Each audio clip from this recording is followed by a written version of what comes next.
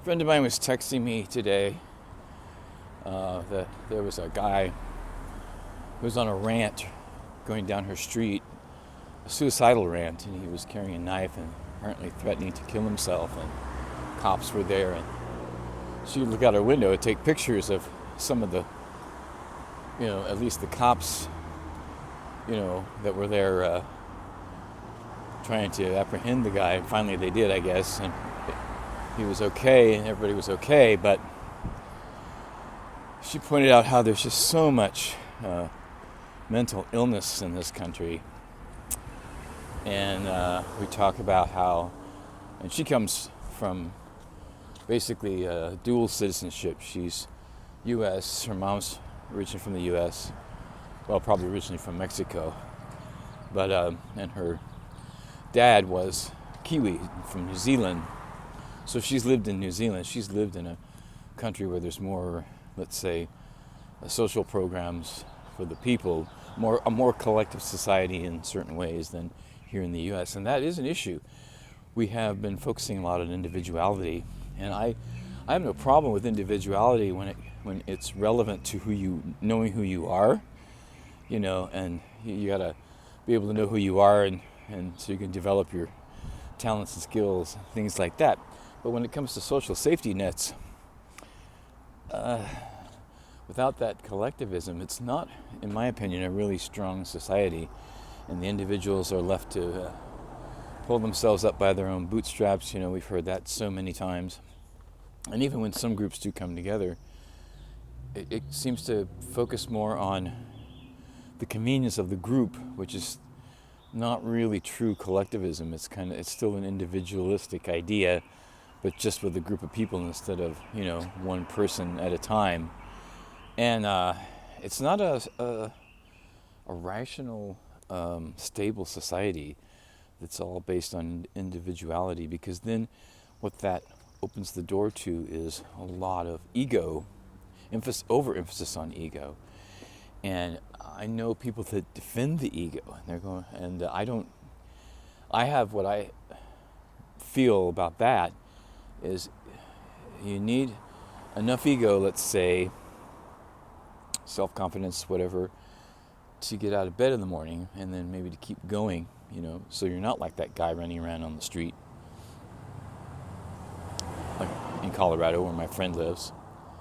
You're confident enough that you're motivated enough that you get yourself out of bed and you can keep going on throughout your day. But beyond that, there should be a check and balance on it, because it can, as we're seeing here in the U.S. society, I see it on a small scale and I see it on a large scale, and I have seen it, I've paid attention to it more on a small scale throughout my life. Because when you're the new kid in town, people let you know that. Well, they definitely let you know that, especially in the small towns. Well, probably in the big cities too. I didn't grow up in big cities. And, you're in a classroom and they know you're the new kid and you're learning 30 names and they only have to learn one. It's a different situation. And if people can cast you out or set you aside or put you on the spot, they will. And if they see that you have certain talents and skills, or you're an A-type personality, things that they don't have, they definitely take advantage of you. I think in extreme cases of focus on individuality also aligns itself with extreme cases of egoic behavior or egotism, which can lead to crazy things, literally crazy things, crazier things than that guy in Colorado. But people that are obsessed with war and dominating others in such a way that people starve to death, people are killed by bombs or guns, because the ego just has to have its way. This is serious stuff. This is what a society dominated by individuality in every way. I think it always leads to this kind of behavior. So that's why I think we do need CPI's 4-point economic plan, which is including what some might call social safety nets, have central planning for certain things like the natural resources, how to allocate that and utilize it in a productive way for the economy to help everyone, since it's natural resources are something that we all share. And there's also things like education and